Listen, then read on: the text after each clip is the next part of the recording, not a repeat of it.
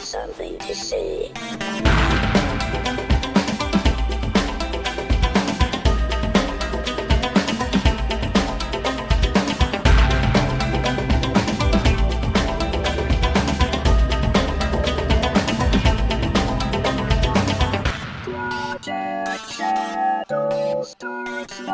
Hello everyone, and welcome to this episode of Project Shadow. My name's Charlie. You might know me better as sci-fi fantasy writer C.E. Dorset.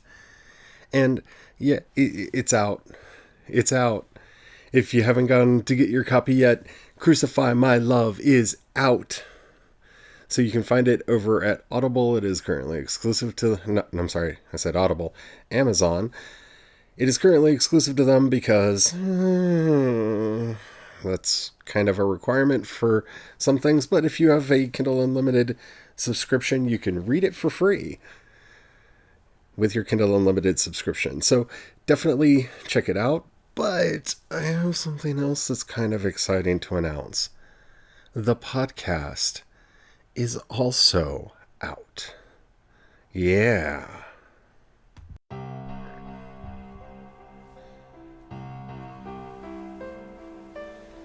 Ripped from his mother's womb in the violent storm that razed his hometown, Sister Death returned Shinobu's life, infusing her power into his bones. Now he is drawn to the sick and dying, with the power to heal them, at great cost to himself. Vicious thorns erupt from his bones through his flesh as he takes their suffering onto himself. After his childhood with the Breathless Sisters, he lives detached from those around him. Even though he travels the world with his brothers, he cannot imagine sharing his life with another. The days of the dead approach. An alluring Imperial agent stirs deep feelings within him, as the dead arise from the grave to torment and kill the living.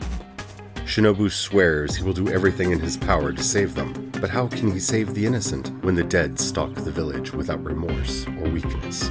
What will he have to sacrifice to save them from the days of the dead? His beloved? His heart? Or his life? Find out in Crucify My Love, Book 1 in the Mask of the Gods series by sci-fi fantasy writer C.E. Dorset. Yeah. It's out. I'm so excited. I've been working on this for so long. So I did the music track that you hear in the background, and I did, of course, the voiceover, and I read the book, and I don't know by the time this episode comes out what podcatchers or podcast apps it will be available to download in, because that can take some time. So I'm going to remind you every day to go check, because I'm so excited about this project. But if you listen to me on Anchor, it is already out, so just search for Mask of the Gods, or go to anchor.fm/Mask of the Gods, no spaces, no dashes, no nothing, and there it is. You'll find the trailer I just played for you, and if you have a podcast and you'd like to include that trailer to promo, I would love it if you do that. And yeah, you'll also find the full audio of the theme, which I put together almost 3 years ago now. That's just crazy. That is just bizarre to think about. And as of the time you're hearing this, the first full episode will be out. And that's the first 2 chapters of the book. Every week, 2 more chapters will be coming out. I'm so excited. I'm so excited. You have no idea. Oh, I just want to do a little dance. So, as you just heard, Crucify My Love is the first book in the Mask of the Gods series. Book 2 is already written, and that's Sanctify My Sins. I'm about to start writing book 3, Glorify My Name, very shortly. This has been a labor of love for a very long time, and I can't believe that I can finally bring it to you. You guys can hear it. So, yeah. Or read it. Like I said, it's up over at Amazon. Both the ebook and hopefully the print book should both be out over there. So yeah, I'm sorry, I'm just so excited. Like I really am having a hard time containing myself. So other than the trailer that you just heard, what is Crucify My Love? Well, Crucify My Love is a book that was inspired by an ex-Japan song by the same name.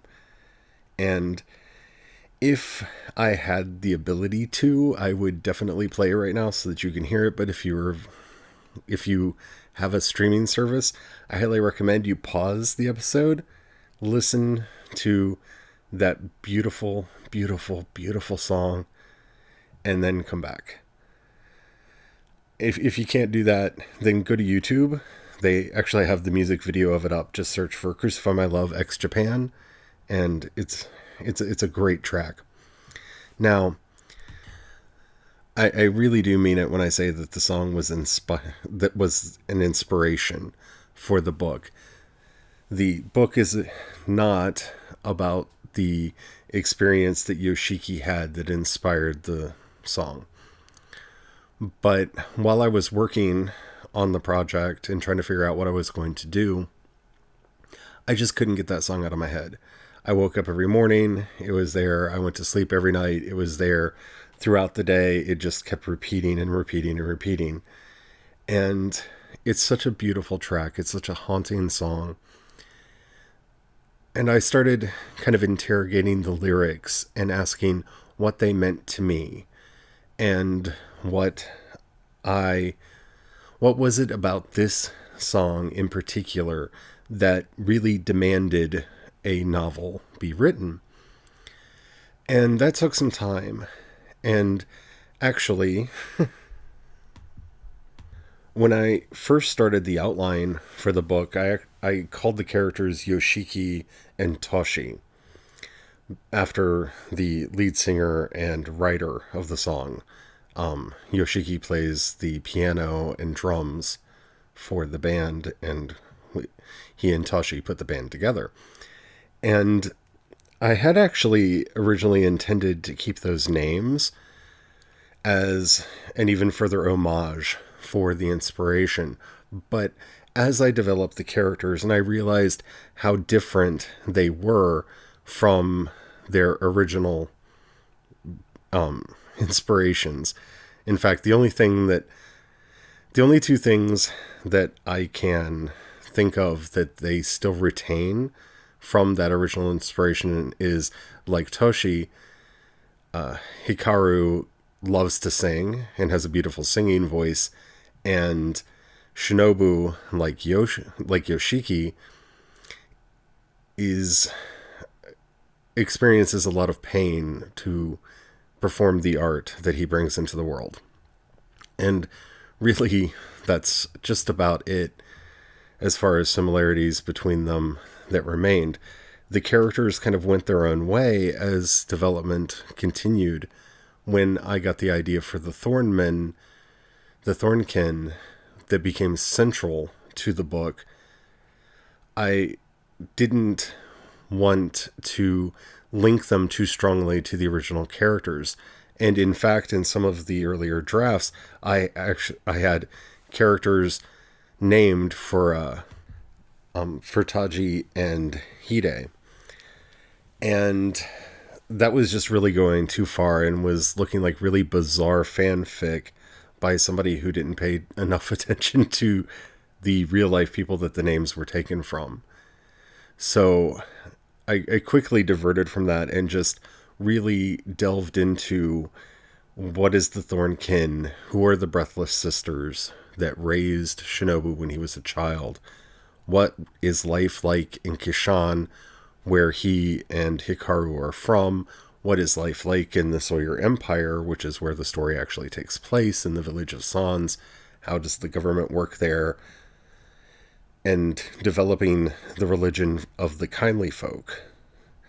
And all of that really came together to make the story what it is. Now, I say that I developed a lot of this. I had some ideas. By the time I started writing the book, I knew the characters' names, including Chewie, who, I'll be honest, I wanted the pilot of the ship to be named Chewie because I'm a Star Wars fan, and one of the criteria I had going into this is I was really wanting to do things that make me happy, and as a big fan of the Final Fantasy series of games, when they name characters and whatnot kind of in honor of other characters and you can see it, that just makes me smile. And so I had the idea for a character named Chewie, who, while not being a Wookiee, would, he'd have this beard and long hair and be kind of a biker. In the original conception of the character, he was much more somebody who would be listening to Black Label Society than he ended up being. I mean, he's still got some of that biker racer in him, and you get to see a lot more of that in Sanctify than you do in Crucify. But, his personality changed and his character changed, especially once I had his full name figured out and started looking into Tudoran culture and getting an idea of who he is as a person. Now, the Sawyers and the Tudowns are actually two states, and Tudou, I guess I should say, are two states that I had already previously developed for my work on the Untitled Ash Dancer book.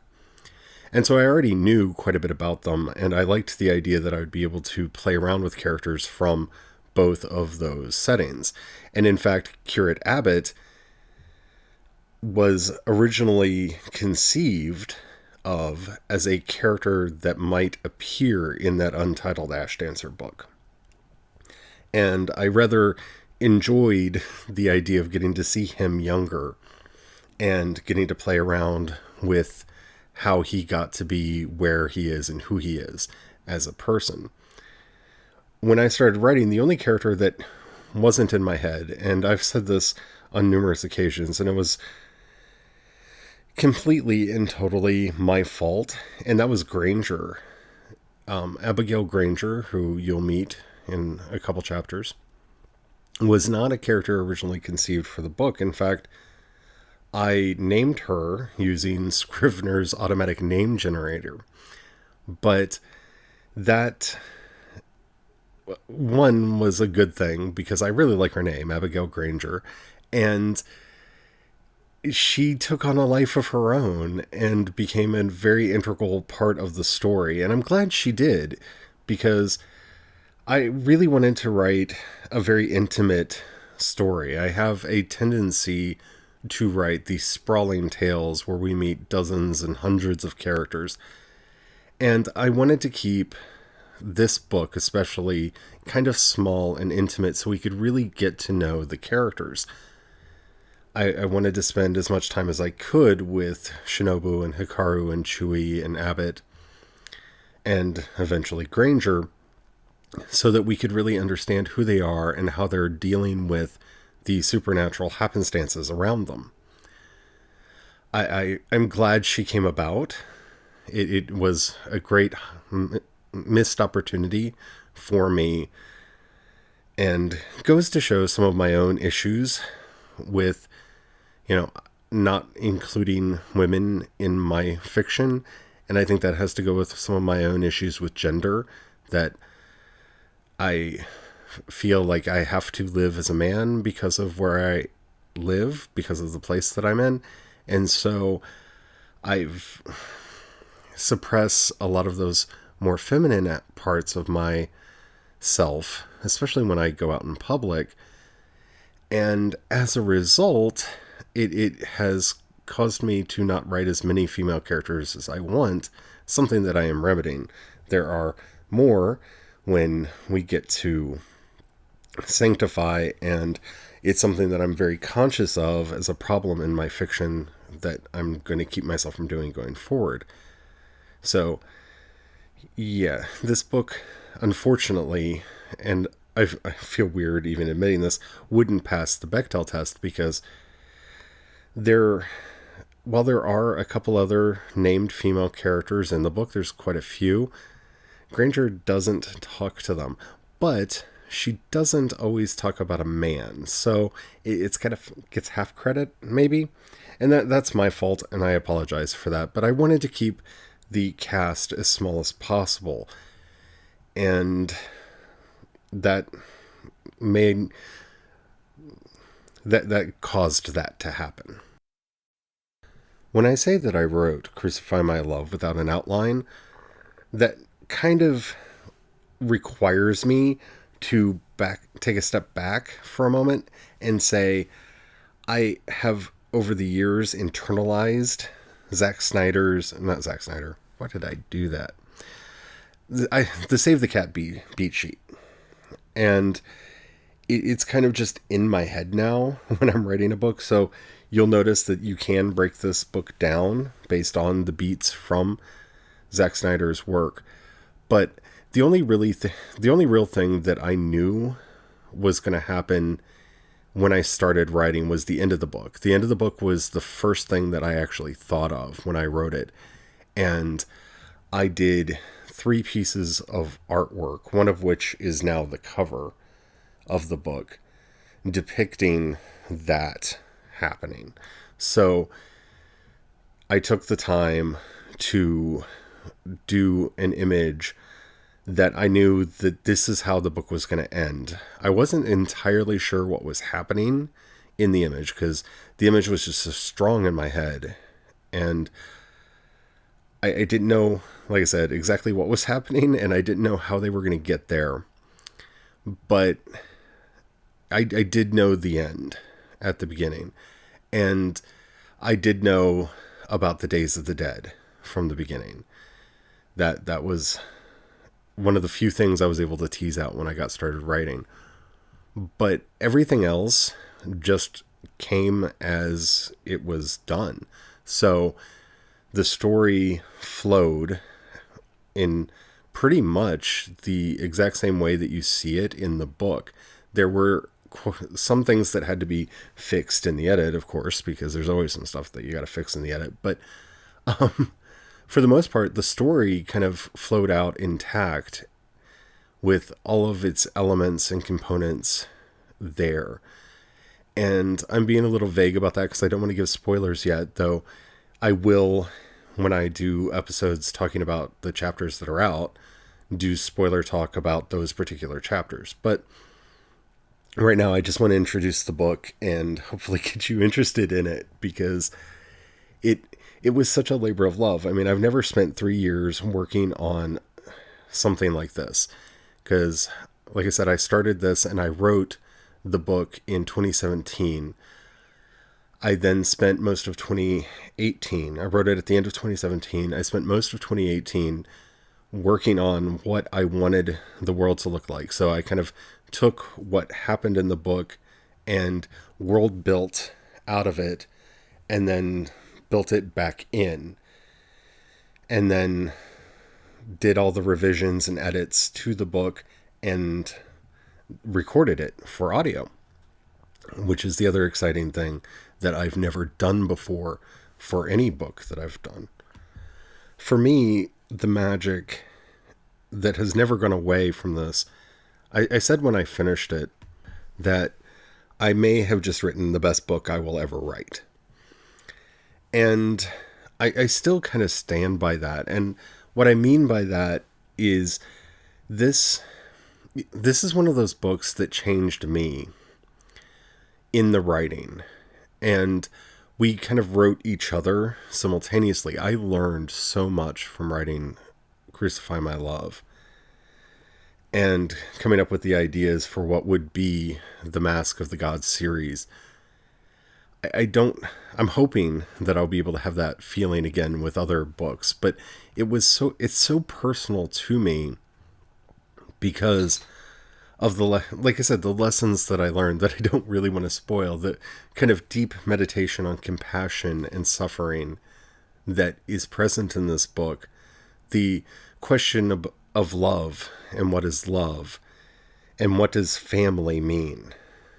One of the things that strikes me most when I wrote the book and when I was reading back through it is twice in the book, Nobu refers to 2 completely different people as the closest thing he ever had to a mother.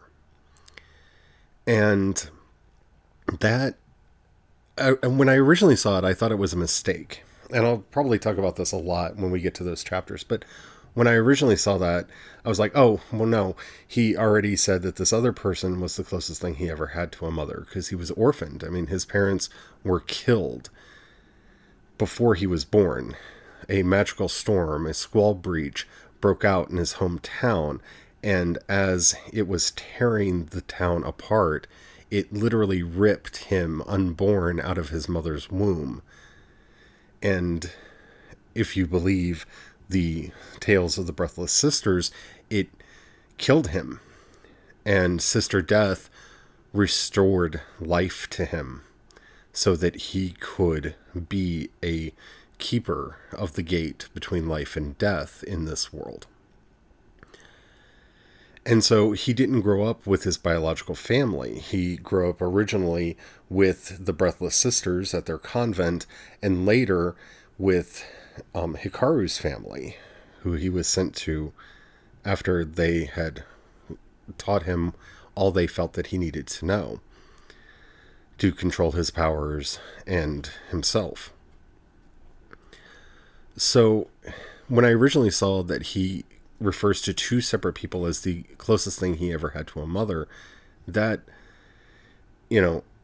looked like an error. Like, oh no, he's already said that. He shouldn't say that again.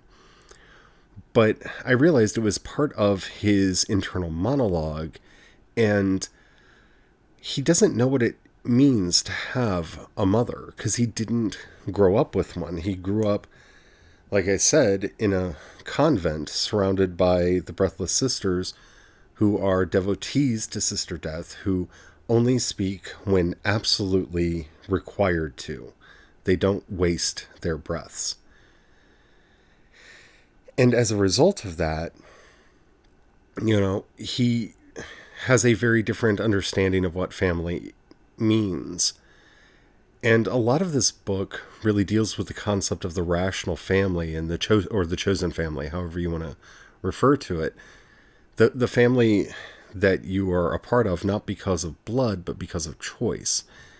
And he refers to both Chui and Hikaru as brothers. And it's interesting to see how he views that.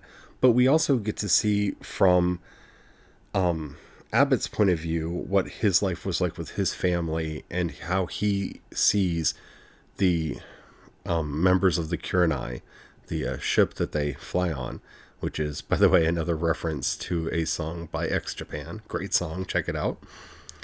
And it's kind of this recurring theme of Hikaru thinking about family and his lineage and where he is and how well he is keeping up his family name and traditions. And we see this also with Abbott. And it became a very strong theme in the book. And it's one that I wouldn't have expected. And it's one that I'm so glad that I didn't do an outline for the book. Because let's be honest, this is a story where basically a very supernatural zombie outbreak takes place in this village while they're there, and they're trying to figure out how to fix it, how to solve it, how to stop it. I wouldn't have thought to explore themes of compassion and family and love in the midst of something like that. But because I didn't have an outline and I just trusted the story as I was writing it, those became so powerful and so strong throughout the tale that I can't imagine this book without them. I mean, this is, the as much as I hate zombie books, and this really isn't a zombie book, but I mean, the dead do walk the streets in it, so I can't deny that it has zombies in it because somebody's going to call the dead that are walking around zombies. But I never would have thought to explore the themes that the book does if I had sat down to actually outline it, if I hadn't trusted that the book knew where it was going and allowed it to tell the story that it wanted to tell. And for me, though it is a bloody story, There is a lot of bloodshed in this story. It's not really a gory story so much. I mean, there's a little bit of gore, but it's not, this isn't The Walking Dead. So if you're concerned about that, don't worry. It's not that kind of a story. And there is one love scene in the book that was really funny. When my husband read the book, I asked, and he told me what chapter he just finished. I asked him what he thought of the love scene. No, I said, what did you think of the sex scene? And he stopped and he said, what sex scene? And I went back and we reread that together, and he was like, oh, yeah, I didn't see it as sex because of the way that it was written. And I don't know how to take that, but it's a very intimate scene, much more than it is a dirty scene or I think it's erotic, but it's not dirty, it's not pornographic. So you don't have to worry about that either. But all in all, I rather enjoy this book and everything that it has to say, and everything that that we meet in it, the characters that we meet, the story itself, the themes, just the magic and the way it works, and the visceral way that magic fills the story. It's not an abstract thought. And that feels really bizarre to say, having read this book so many times in the edits and whatnot. But with all of the thoughts and theorizing about, what's causing the dead to rise, magic is such a palpable thing in the story. I don't think that's something that I would have done if I had outlined the book. I can't wait to hear what you all think about it. This is a true labor of love. And yeah. So if you would like to get a print version or the ebook, you can go to Amazon and search for Crucify My Love by C.E. Dorset. It's there. Like I said, it takes time for each podcasting service and directory to add new podcasts, but if you search for Mask of the Gods, because I'm going to put all of the books on the same podcast feed, so they're going to be different seasons in the book. So just search for Mask of the Gods, and I'll keep you updated where it is. If you're listening on Anchor, it's already there. If you enjoyed this episode, and the app that you're listening to me on allows you to rate either this episode or the podcast as a whole, please do that. That helps out a lot. That tells the algorithm to share me with more people. If you got a dollar you can spend, if you go down in the show notes, you'll see a link that says support on Anchor. If you click that, you can join the project at the $1, $5, or $10 levels. That money does help out a lot. It allows me the comfort to put the book out for free like this in ebook form. And if you want to make sure, support that book, if that's what you want to see more of, or this podcast, either way, it's all good. If you don't have the money right now, that's fine. Just share these podcasts with people that you think will also enjoy hearing them. If you have any questions or comments, you can hit me up on Twitter. I'm CE Dorset on Twitter, or you can go to anchor.fm, download the Anchor app, follow Project Shadow, and you'll see a voice message button. If you click that, you can ask me a question, comment, or topic you'd like discussed on the show, and keep it clean so I can use it. Thank you so much, and until next time, don't forget, have the fun. Bye.